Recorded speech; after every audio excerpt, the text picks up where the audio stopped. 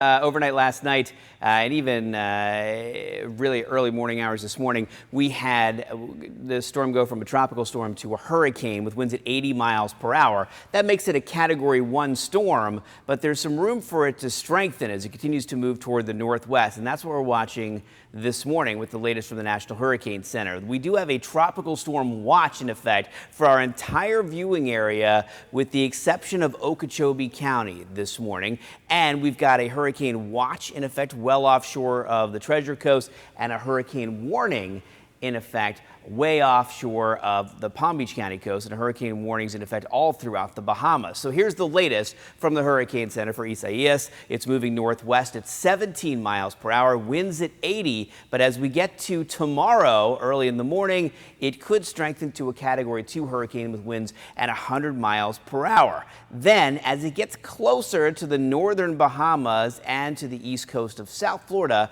some wind shear kicks in and starts to weaken the storm a little bit, which is why the latest forecast has it decreasing in strength back down to a Category 1 storm. And the cone is still pretty big here. It still could end up pretty far east of us, but the closer it is to us in the end, the more we'll see from this storm. The windier it will be, the more rain bands we'll see. That being said, this does look like a little bit more of a wind event than a rain event. Many of the rainfall totals are only about 1 to 3 inches so far, tops, but much higher rain amounts for the Bahamas. Then it scoots on off to the north here, and then it has an impact on the North Carolina coast and all along the coast, South Carolina possibly too, and up toward the Delmarva Peninsula there as we get into Monday and Tuesday.